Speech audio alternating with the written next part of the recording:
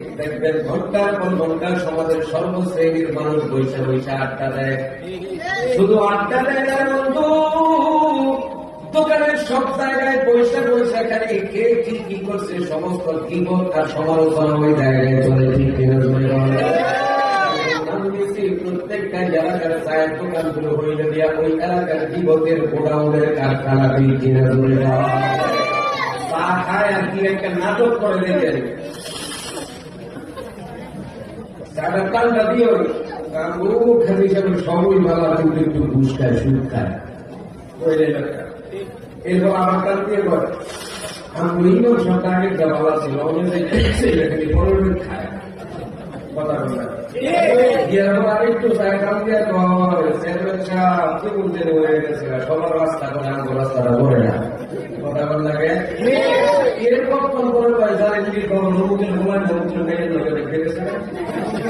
দুনিয়ার সব যত ধরনের বিপদ সমালোচনা আছে সব ওই জায়গায় বসে চা খায়, আড্ডা মারে, আবার বাচ্চাদের দেখতে দিয়েছে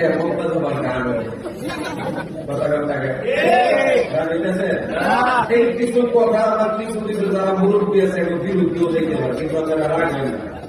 আপনি গহমের লেখা শাসনের লেগে বলতেছে, সংশোধনের লেগে বলতেছে, কথা কম লাগে। মুসলমান ইমানদার গভীর মনোযোগ দিয়া দেওয়ার চেষ্টা করবেন। ওই দোকানের মধ্যে বৈশা বৈশা ঘন্টার পর ঘন্টা আলোচনা সমালোচনা করে, টিভির পর্দার মধ্যে বৈশা বৈশা রঙের রঙের গান বাজনা দেখতে থাকে। শুধু তাই নিয়ে আমার বন্ধুগণ সিগারেট পান বিড়ি যা কিছু আছে সবকিছু ওই জায়গায় বৈশা বৈশা খায়।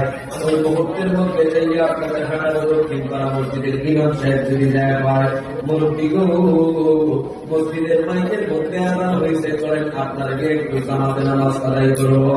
মুরব্বী জবাব দিয়ে হুজুর আমি তো রুকুতে গেলে সোজা হইতে পারি না, সাজদা দিতে গেলে বাতের ব্যথার কারণে দাঁড়াইতে পারি না, সুতরাং আপনি যান আমি আসলে কথা কোন ঠিক কিনা।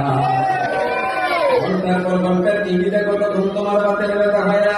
ঘন্টার পর ঘন্টা সিগারেট খাও, পান খাও, বিড়ি খাও, সিগারেট খাও, তখন তোমার বাতের ব্যথা হয় না। ঘন্টার পর ঘন্টা পয়সা পয়সা বিপদ সমালোচনা আলোচনা করো, তখন তোমার বাতের ব্যথা হয় না। নামাজের কথা বলার কারণে যদি বাতের ব্যথা হয়, বোঝা গেল তুমি কামে নয়, তুমি আস্ত একটা নামে মুসলমান। ঠিক কিনা নামাজ পড়তে বললে দেখায় না অজুহাত, হাতে ব্যথা গালে ব্যথা আরো দেখেন কি দিলে নাকি রুকু সেজদা দিলে নাকি মাঝে লাগে গান।